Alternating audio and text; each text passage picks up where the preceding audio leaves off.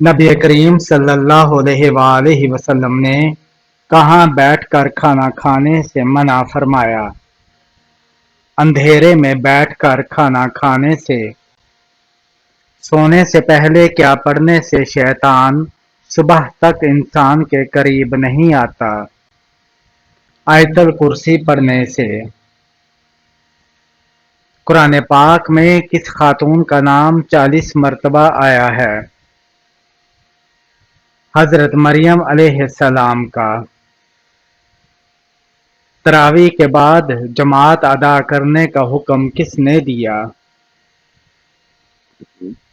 حضرت عمر فاروق رضی اللہ تعالی عنہ نے۔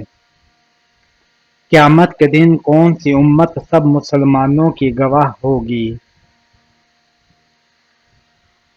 امت محمدیہ۔